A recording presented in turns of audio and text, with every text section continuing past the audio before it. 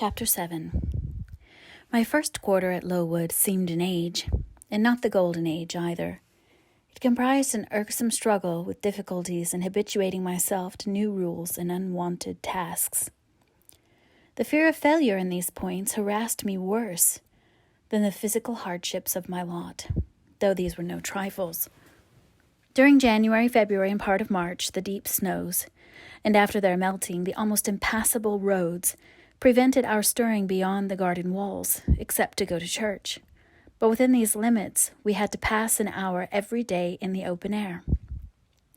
Our clothing was insufficient to protect us from the severe cold.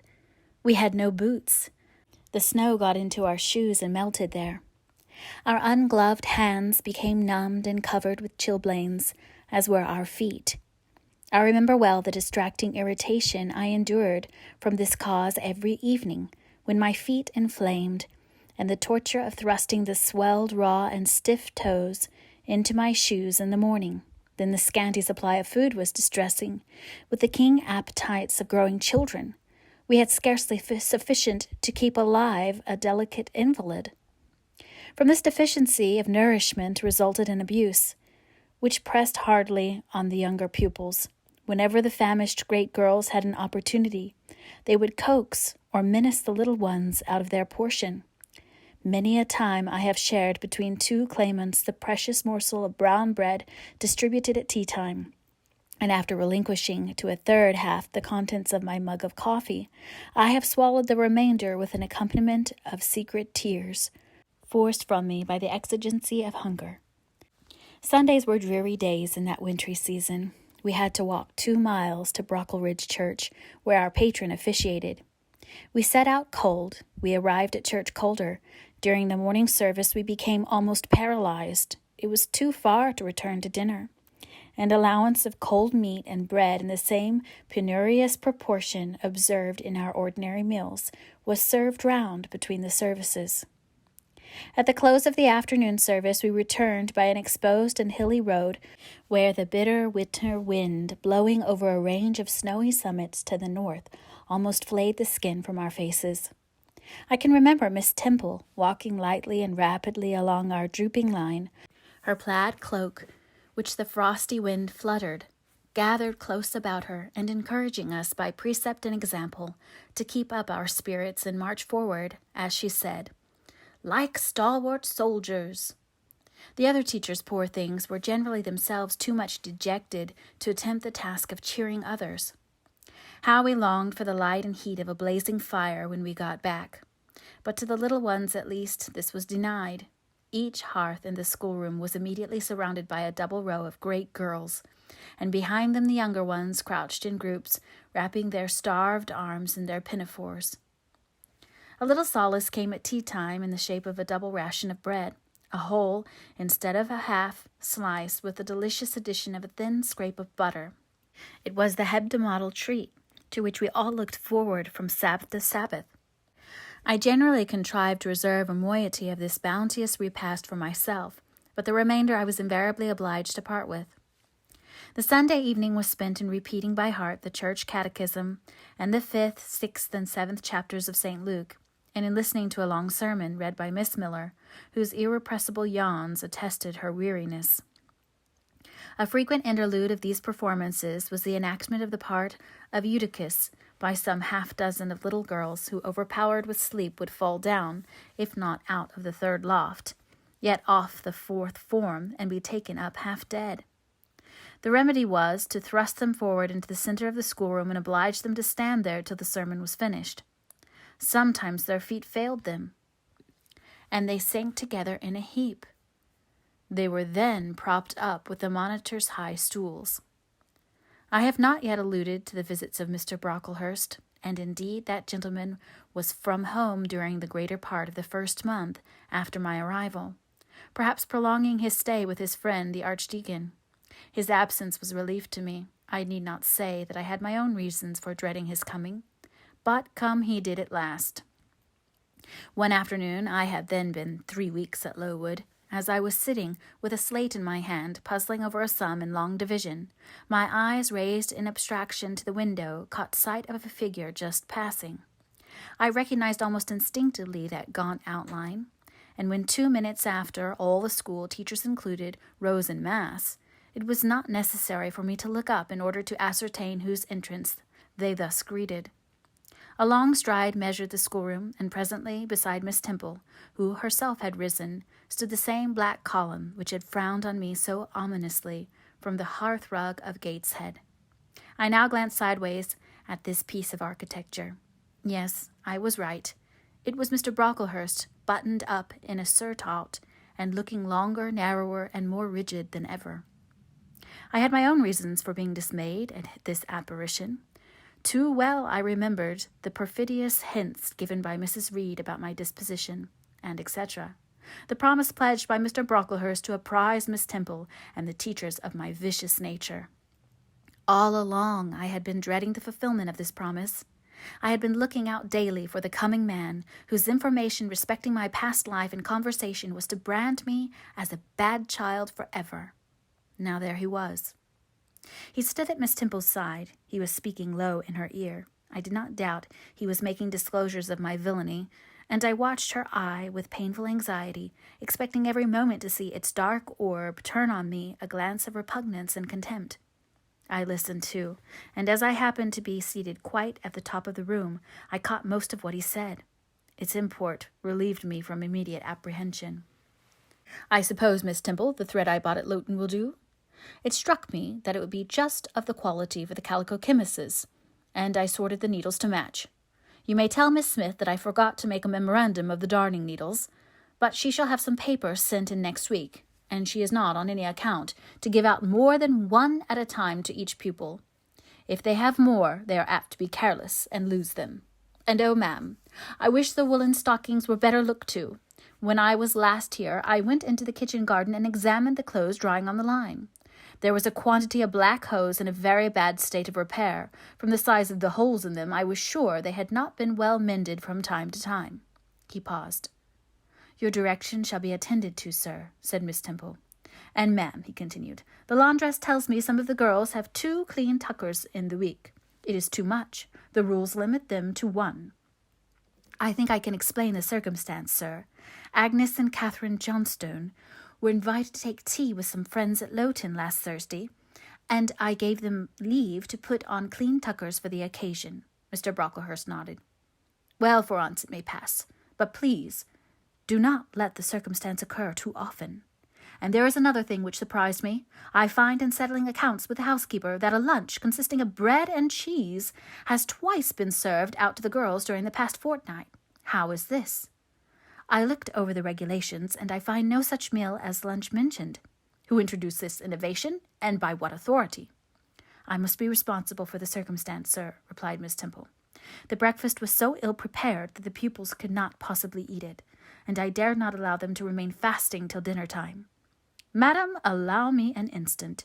You are aware that my plan in bringing up these girls is not to accustom them to habits of luxury and indulgence, but to render them hardy, patient, self-denying. Should any little accident, disappointment of the appetite occur, such as the spoiling of a meal, the under or the overdressing of a dish, the incident ought not to be neutralized by replacing with something more delicate the comfort lost, thus pampering the body and obviating the aim of this institution. It ought to be improved to the spiritual edification of the pupils by encouraging them to evince fortitude under the temporary privation.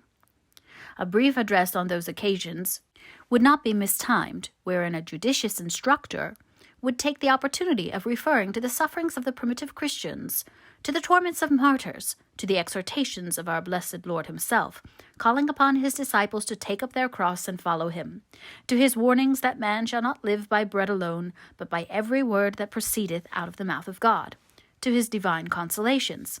If ye suffer hunger or thirst for my sake, happy are ye.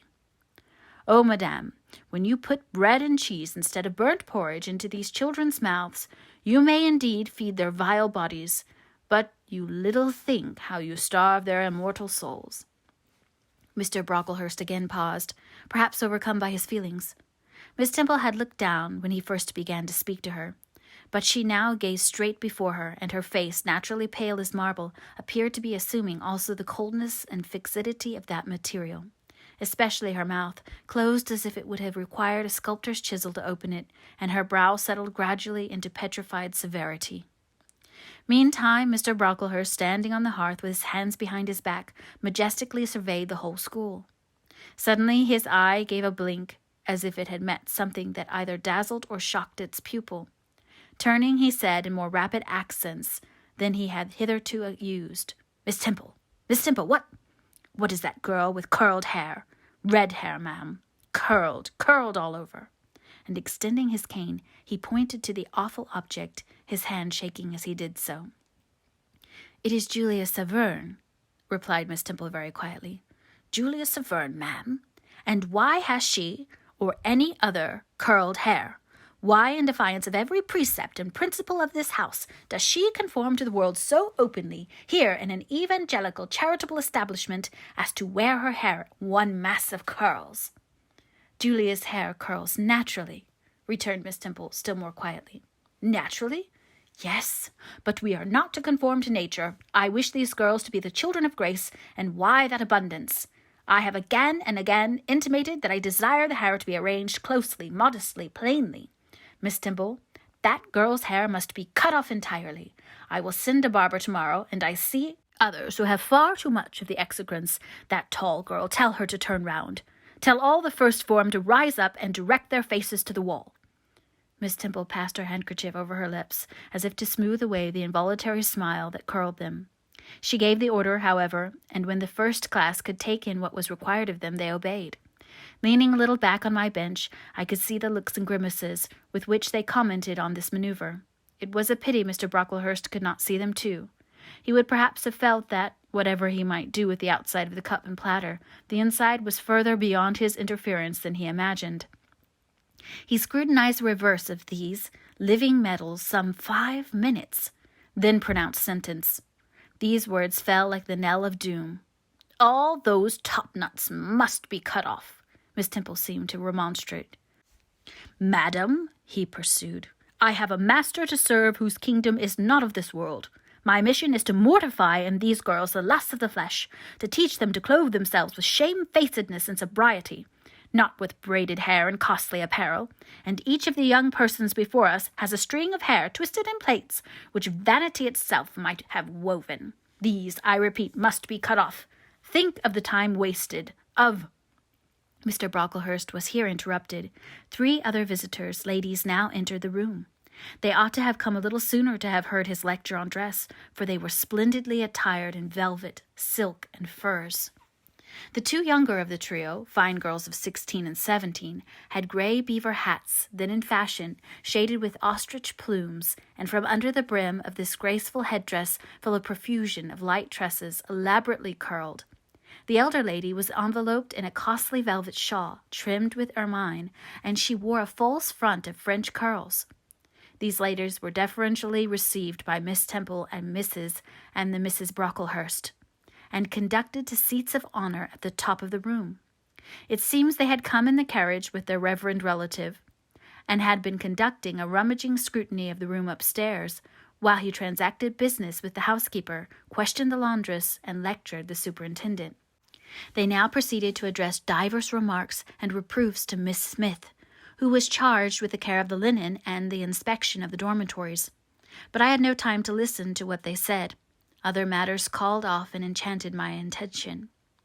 Hitherto, while gathering up the discourse of Mr. Brocklehurst and Miss Temple, I had not at the same time neglected precautions to secure my personal safety, which I thought would be effected, if I could only elude observation.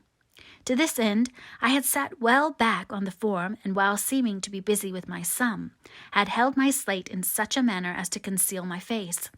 I might have escaped notice, had not my treacherous slate somehow happened to slip from my hand, and falling with an obtrusive crash, directly drawn every eye upon me. I knew it was all over now, and as I stooped to pick up the 2 fragments of slate, I rallied my forces for the worst. It came. "A careless girl," said Mr. Brocklehurst, and immediately after, "It is the new pupil, I perceive." And before I could draw breath, "I must not forget, I have a word to say respecting her." Then aloud, how aloud it seemed to me, "Let the child who broke her slate come forward." Of my own accord, I could not have stirred. I was paralyzed. But the two great girls who sat on each side of me set me on my legs and pushed me towards the dreaded judge. And then Miss Temple gently assisted me to his very feet, and I caught her whispered counsel. "Don't be afraid, Jane. I saw it was an accident. You shall not be punished." The kind whisper went to my heart like a dagger. Another minute, and she will despise me for a hypocrite, thought I, and an impulse of fury against Reed, Brocklehurst, and company bounded in my pulses at the conviction. I was no Helen Burns. "Fetch that stool," said Mr. Brocklehurst, pointing to a very high one from which a monitor had just risen. It was brought.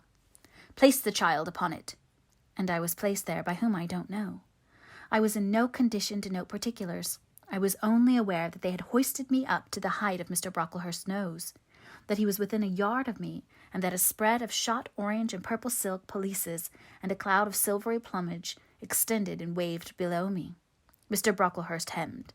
"Ladies," said he, turning to his family, "Miss Temple, teachers and children, you all see this girl?" Of course they did, for I felt their eyes directed like burning glasses against my scorched skin. "You see she is yet young. You observe she possesses the ordinary form of childhood. God has graciously given her the shape that he has given to all of us. No signal deformity points her out as a marked character. Who would think that the evil one had already found a servant and agent in her? Yet such, I grieve to say, is the case." A pause, in which I began to steady the palsy of my nerves, and to feel that the Rubicon was passed, and that the trial, no longer to be shirked, must be firmly sustained. "My dear children," pursued the black marble clergyman with pathos, "this is a sad, melancholy occasion, for it becomes my duty to warn you that this girl, who might be one of God's own lambs, is a little castaway, not a member of the true flock, but evidently an interloper and an alien. You must be on your guard against her. You must shun her example, if necessary, avoid her company, exclude her from your sports, and shut her out from your converse. Teachers, you must watch her. Keep your eyes on her movements, weigh well her words, scrutinize her actions, punish her body to save her soul, if indeed such salvation be possible. For my tongue falters while I tell it, this girl, this child, the native of a Christian land, worse than many a little heathen who says its prayers to Brahma and kneels before Juggernaut, this girl is a liar." Now came a pause of 10 minutes, during which I, by this time in perfect possession of my wits, observed all the female Brocklehursts produce their pocket handkerchiefs and apply them to their optics, while the elderly lady swayed herself to and fro, and the two younger ones whispered, "How shocking!" Mr. Brocklehurst resumed. "This I learned from her benefactress, from the pious and charitable lady who adopted her in her orphan state, reared her as her own daughter, and whose kindness, whose generosity the unhappy girl repaid by an ingratitude so bad, so dreadful, that at last her excellent patroness was obliged to separate her from her own young ones, fearful lest her vicious example should contaminate their purity. She has sent her here to be healed, even as the Jews of old sent their disease to the troubled pool of Bethsaida. And, teacher superintendent, I beg of you not to allow the waters to stagnate round her." With this sublime conclusion, Mr. Brocklehurst adjusted the top button of his skirt-out, muttered something to his family, who rose, bowed to Miss Temple, and then all the great people sailed in state from the room. Turning at the door, my judge said, "Let her stand half an hour longer on that stool, and let no one speak to her during the remainder of the day." There was I, then mounted aloft, I, who had said I could not bear the shame of standing on my natural feet in the middle of the room, was now exposed to general view on a pedestal of infamy. What my sensations were, no language can describe. But just as they all rose, stifling my breath and constricting my throat, a girl came up and passed me. In passing, she lifted her eyes. What a strange light inspired them! What an extraordinary sensation that ray sent through me! How the new feeling bore me up! It was as if a martyr, a hero, had passed a slave or victim and imparted strength in the transit. I mastered the rising hysteria, lifted up my head, and took a firm stand on the stool. Helen Burns asked some slight question about her work of Miss Smith, was chidden for the triviality of the inquiry, returned to her place, and smiled at me as she again went by. What a smile!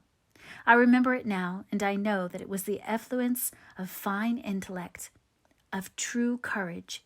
It lit up her marked lineaments, her thin face, her sunken gray eye, like a reflection from the aspect of an angel. Yet at that moment Helen Burns wore on her arm the untidy badge.